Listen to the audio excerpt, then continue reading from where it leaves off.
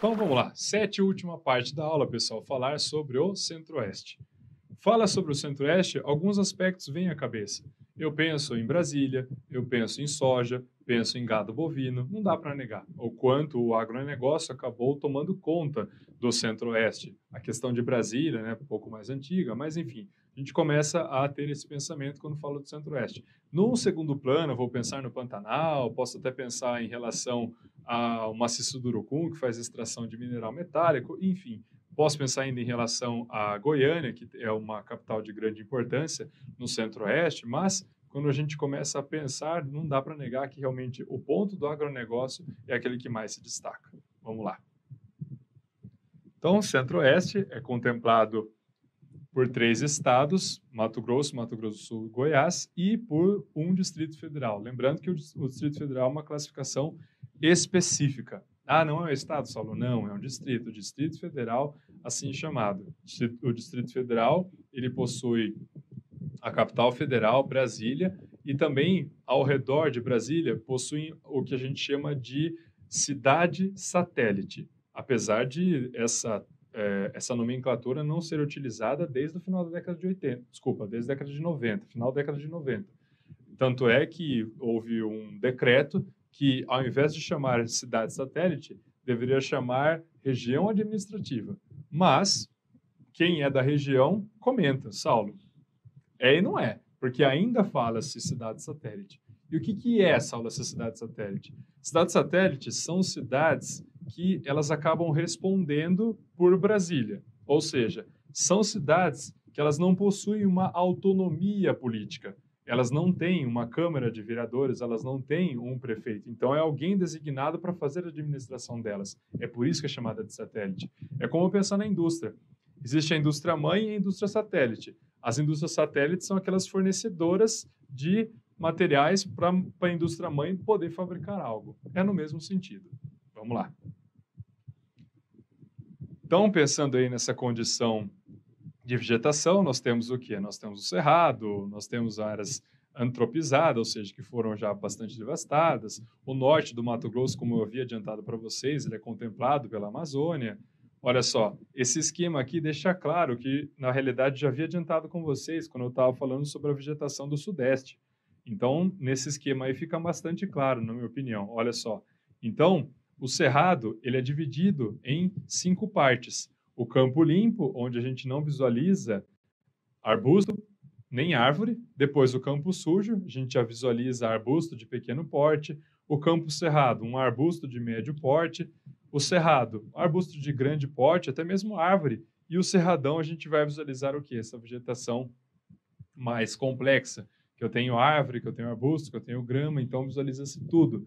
Tanto é que é chamado de formação florestal. Tem a zona de transição e a formação de campo, então o cerrado ele é considerado complexo justamente por conta dessas diferenciações, desses diferentes portes, essas diferentes estratificações ao longo desse domínio morfoclimático. Depois, quando a gente analisa a questão da altimetria, ou seja, o relevo, estão vendo que o Centro-Oeste ele acaba possuindo altimetrias mais elevadas, principalmente mais ao leste, mais ao centro, centro-leste, na realidade. Essa aula é verdade. Tanto é que, quando a gente analisa o domínio morfoclimático cerrado, que ele está justamente no Planalto Central brasileiro, é um domínio morfoclimático que ele é considerado caixa d'água. O que é isso, Saulo? Caixa d'água é porque a partir dele ele faz a distribuição do fluxo de água para outras 8 bacias hidrográficas no nosso território. Então é por isso que é dito que o Cerrado é considerado uma caixa d'água. Está numa altimetria mais elevada. Na altimetria mais elevada são justamente os pontos onde vai ter o que? As nascentes, que a partir dali começa um fluxo d'água até dar a formação do quê? De uma bacia hidrográfica, de um rio e assim por diante. Então, quando a gente começa a pensar nessa condição de Centro-Oeste e até mais o Cerrado, falo Cerrado por quê? Porque ele ultrapassa o Centro-Oeste, ele não é exclusivo do Centro-Oeste, então realmente vai ter essa condição de caixa d'água que eu estou comentando com vocês. Olha só, então a gente visualiza essas altimetrias mais elevadas. E nós temos o que? A planície do Pantanal, que também se destaca bastante, que está ali na divisão entre o estado do Mato Grosso e Mato Grosso do Sul. Saulo, você até comentou, planície é uma área que sofre mais deposição do que remoção. Isso. Outro ponto a ser considerado, a planície, ela também é considerada uma faixa de transição. Por quê, Saulo? Ela sofre influência da Amazônia, mas ela sofre influência o quê? Do Cerrado também. Então, em épocas de cheia, realmente o Pantanal vai ter uma característica mais perto da Amazônia. Por outro lado, nas épocas do quê? De estiagem, vai ter um traço mais de cerrado. Então, por isso que é chamado de faixa de transição. Depois, de acordo com o AppSaber. Aí agora, entrando nesse aspecto da geografia física, aqui que nós temos a condição de hierarquia urbana, conforme vocês estão vendo de longe, o grau de modernização, pensando nessa condição urbana, Brasília se destaca bastante.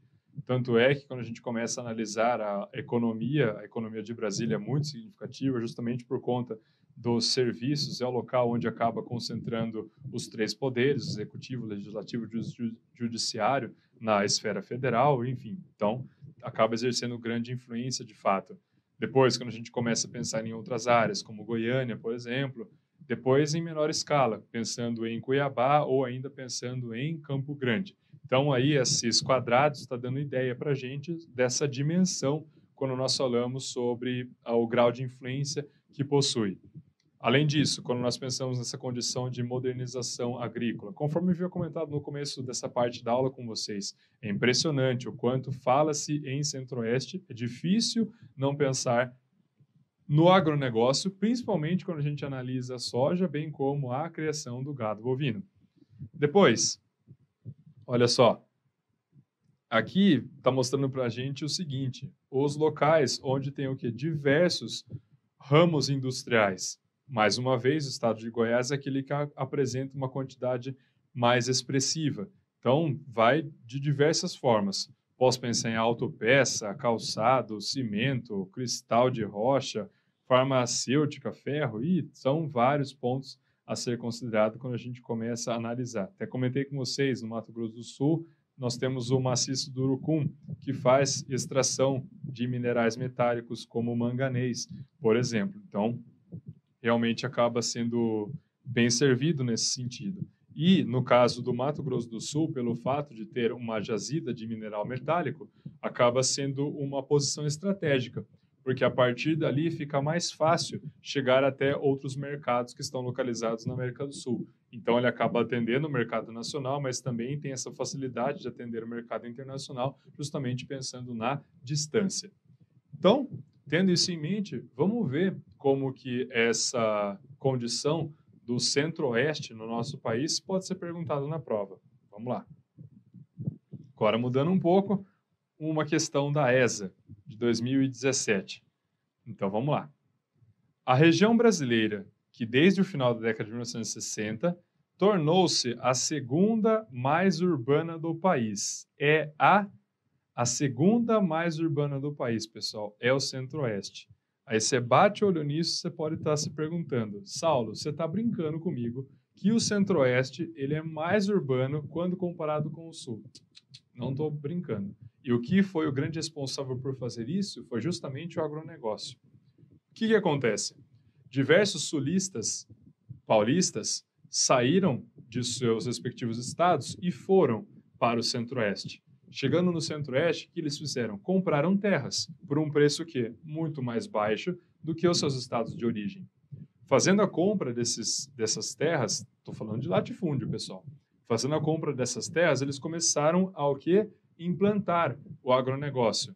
Por meio da soja, por meio da criação de gado, não importa, mas começaram a prática agropecuária. Junto com a prática agropecuária, também vem a prática agroindustrial. Lembra que eu comentei com vocês que indústria, urbanização e população formam um tripé? Essa você falou que quando um cresce, os outros também crescem? Exatamente. Então foi nesse sentido.